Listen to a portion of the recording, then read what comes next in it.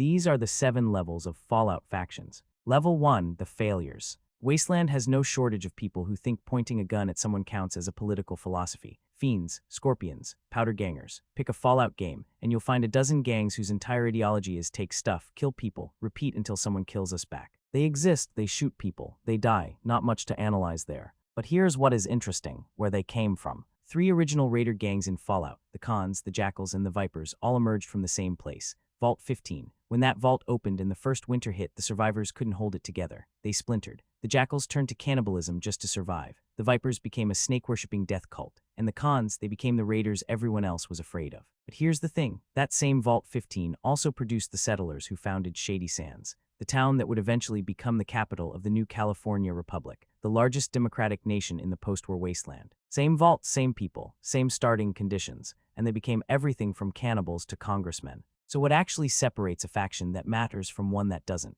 What turns one group into raiders and another into a republic? Keep that question in mind, because the answer isn't what you think. But not every raider stays a raider. Some of them evolve. Level 2, the survivors. The great Khans have been wiped out 3 times, and somehow they keep coming back. Original Khans terrorized Shady Sands until the Vault Dweller put them down in 2161. Only one survivor escaped, a kid named Darian who swore revenge. He rebuilt the gang as the new Khans, and they terrorized the wasteland until the Chosen One destroyed them in 2241. Again, a handful survived. They fled to the Mojave and reformed as the Great Khans, part Mongol warrior culture, part biker gang, all resentment. At the time of New Vegas, they're making chems, running drugs, and nursing a grudge against the NCR after Bitter Springs, where NCR troops massacred their women and children in 2278. And in Season 2 of the TV series, set in 2296, they're still around, still causing problems, like a radroach you can't quite stomp out. Khans survive because they don't have an ideology, they have stubbornness. They adapt to whatever the wasteland throws at them, and they refuse to die. Now compare them to the followers of the apocalypse. Followers are the wasteland's humanitarian academics.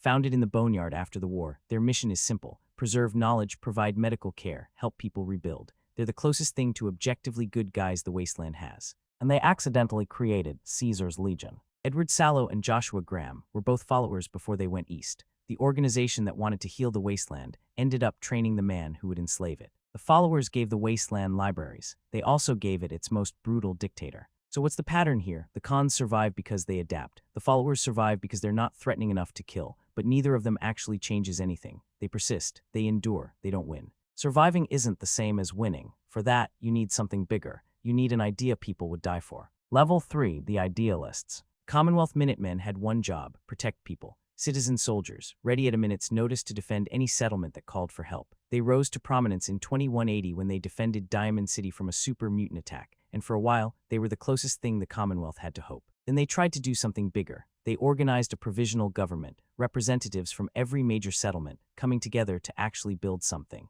Unite the Commonwealth under one banner. The Institute sent a single synth infiltrator. He killed everyone at the meeting. The provisional government died before its first vote. After that, the Minutemen collapsed. Betrayal, infighting, a massacre at Quincy. By the time of Fallout 4, they're down to one guy with a laser musket and a dream. The only reason they come back at all is because the player decides to rebuild them. That's their weakness. They can defend, they can inspire, but they can't centralize. Their power depends entirely on whoever's leading them at the moment. Now look at the Railroad. Railroad operates in the shadows, smuggling Gen 3 synths to freedom through a network of safe houses. They believe synthetic humans are people, conscious, feeling beings who deserve the same rights as anyone born from a womb. They wipe the synths' memories, give them new identities, and send them out into the wasteland to live new lives. The Brotherhood of Steel calls them fighting for toaster rights. Maybe they are, or maybe. They're the only faction asking a question that matters. What does it mean to be human when humans can be manufactured? Here's what's interesting. The Minutemen tried to recreate something old, colonial America, the spirit of the Revolutionary War.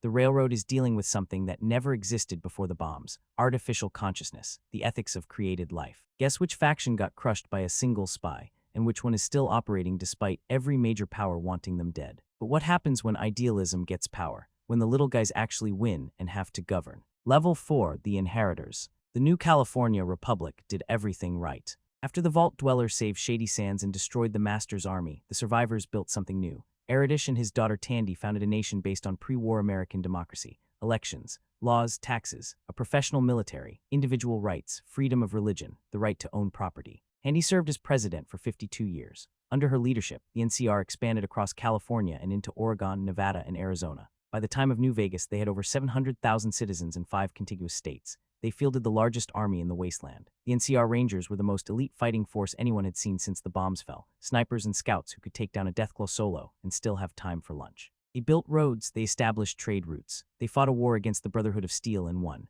When they set their sights on Hoover Dam, the key to controlling power and water for the entire Mojave, they pushed out every other faction that stood in their way. They were winning, they were building a future. For the first time since the Great War, it looked like civilization might actually come back. And then someone nuked their capital. TV series reveals what happened. Sometime after the events of New Vegas, Hank MacLean, a pre-war Vault-Tec executive who'd been frozen in Vault 31 for over 2 centuries, dropped a nuclear bomb on Shady Sands. His wife and children had left him to join the NCR. They'd chosen democracy over the Vault, chosen freedom over management. So he erased Shady Sands from the map. One man, one bomb, 100 years of nation building gone. By 2296, the NCR is scattered. The survivors are led by Lee Moldaver, operating out of the Griffith Observatory with a handful of soldiers and refugees, and even they get slaughtered when the Brotherhood of Steel shows up in force. Todd Howard says we haven't heard the last of the NCR, but what's left isn't a nation anymore. It's a memory with a flag. So what went wrong? NCR didn't fail because democracy is bad. They failed because they rebuilt the old world's vulnerabilities along with its virtues.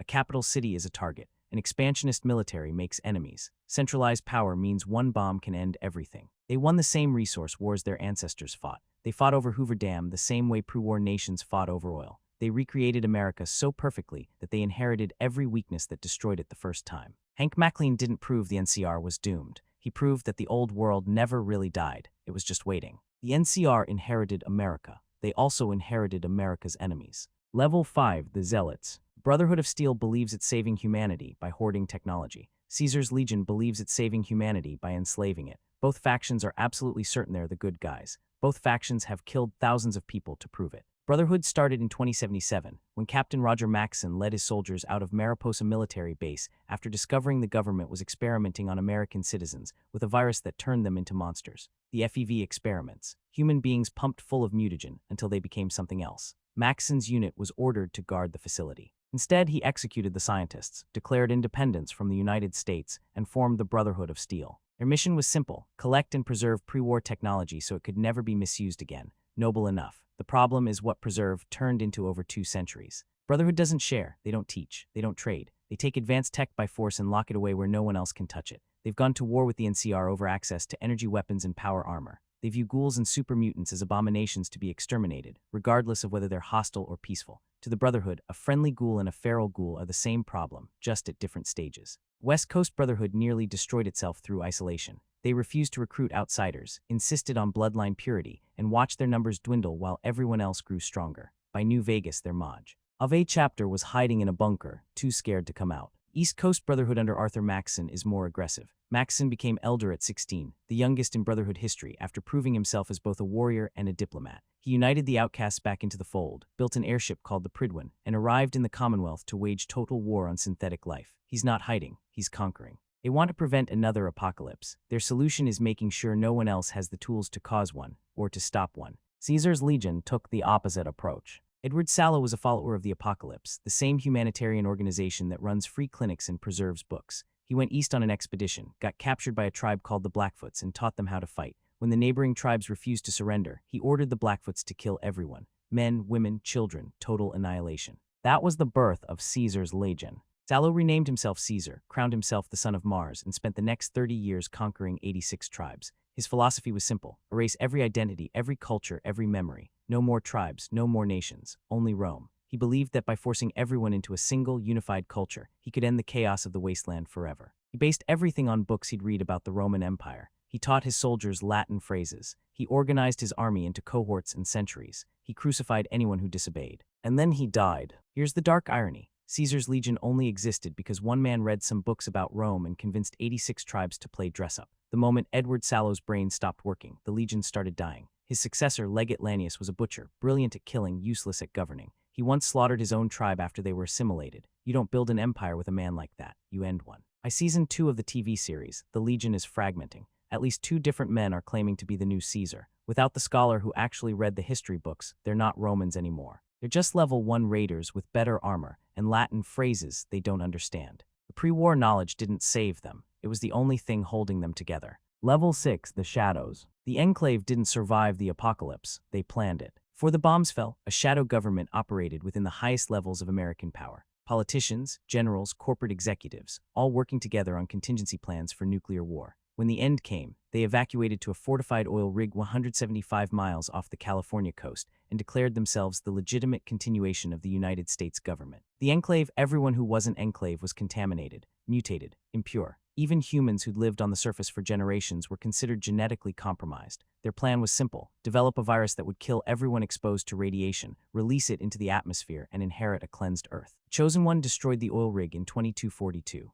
The survivors fled east to Raven Rock, where an AI named John Henry Eden declared himself president and tried to poison the water supply of the capital wasteland. The Brotherhood stopped that too. The Enclave is scattered now, remnants hiding in bunkers, doing experiments no one will ever see, but their influence persists. They're the reason the vaults were experiments instead of shelters. They're the shadow behind every conspiracy in the wasteland. The Institute was built on similar logic. When the bombs fell, survivors from the Commonwealth Institute of Technology, MIT, retreated underground and spent 2 centuries advancing technology beyond anything the surface had seen. They created synthetic humans indistinguishable from the real thing. They could teleport. They could cure any disease. And they did nothing with it. Institute kidnapped surface dwellers for experiments. They replaced people with synth duplicates. When the Commonwealth tried to form a provisional government, the Institute sent a synth to massacre the delegates. They had the power to transform the wasteland. They used it to watch from below and judge everyone above them as failures. The Enclave wanted to kill everyone who wasn't pure. The Institute wanted to abandon everyone who wasn't useful. Same contempt, different methods.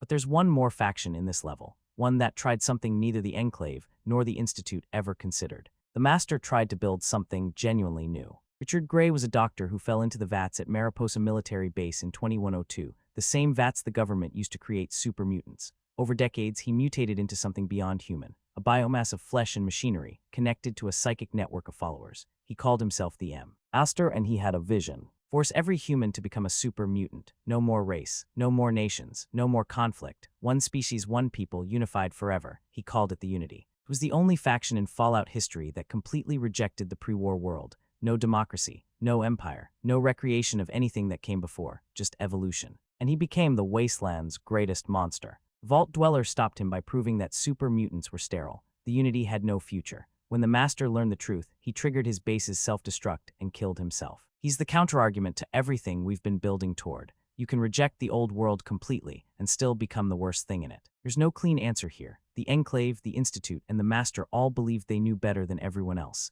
They all operated from the shadows. They all failed. But there's one organization that was pulling strings before any of them existed, one that's still winning. Level 7, the Architects. Vault-Tec built 122 vaults across America. They told the public these were shelters, safe places to survive nuclear war. They took people's money. They took their trust. They sealed them underground with promises of salvation. Only 17 of those vaults were designed to actually save anyone. Rest were experiments. Vault 11 required its residents to sacrifice one person every year. They eventually killed each other when only 5 remained. Vault 92 used white noise to attempt mind control on musicians. Vault 112 trapped its residents in a virtual reality simulation controlled by a sadist. Vault 87 exposed its population to the forced evolutionary virus and created the capital wasteland's super mutant population. The vaults were never shelters, they were laboratories. TV series revealed who was running the show. Before the war, Vault-Tec executive Barb Howard convened a meeting of the most powerful corporations in America. Big MT Rubco, West Tech. She proposed something unprecedented: deliberate nuclear war, drop the bombs themselves, reset civilization.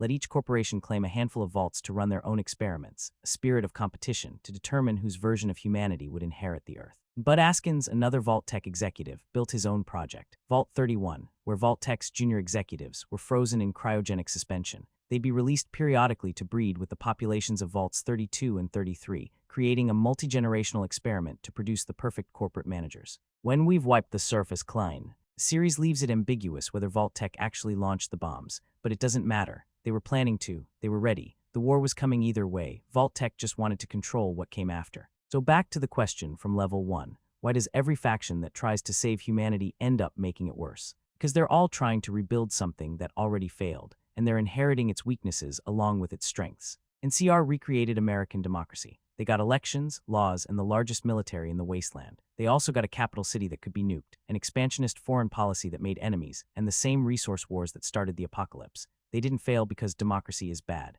They failed because rebuilding the old world means rebuilding its vulnerabilities. Hank MacLean didn't destroy the NCR. He just proved that a single target is still a single target 200 years later. Caesar's legion tried to recreate Rome. They got military discipline, conquered 86 tribes, and terrified everyone who opposed them. They also got an empire built around one man's ego that started collapsing the moment he died. Brotherhood recreated the military-industrial complex, hoarding technology instead of sharing it. The Enclave is the pre-war government that caused the apocalypse in the first place. And the Master, he tried to build something genuinely new. No democracy, no empire, no recreation of anything that came before. Pure biological evolution. Force everyone to become super mutants. No more race, no more division, no more conflict. He became the wasteland's greatest monster. But there's no clean answer. Building something new can be just as horrifying as repeating the past. The factions that actually survive, Diamond City, Goodneighbor, the settlements that just exist, aren't the ones with the best ideology. They're the ones that stay small enough to avoid becoming targets and flexible enough to adapt when the old world comes knocking. And Vault-Tec. Vault-Tec never tried to rebuild anything. They didn't want democracy or empire or forced evolution. They wanted management. Their greatest experiment wasn't any single vault. It was psychological conditioning on a civilizational scale. They made sure that whoever emerged from those vaults would spend the next 200 years trying to recreate the old world, fighting over flags and governments and ideologies that died in 2077. The NCR built a capital, Vault-Tec nuked it. Caesar built an empire, Vault-Tec outlasted it. Master tried to evolve past humanity. Vault-Tec's managers are still breeding the perfect employees in Vault 31. They didn't want to save humanity. They wanted to make sure humanity never moved on, never stopped being manageable, never stopped fighting the same wars. War never changes. That's not a warning, that's the design. If you enjoyed this video and want to see the 7 levels of Fallout creatures, click the video on the screen.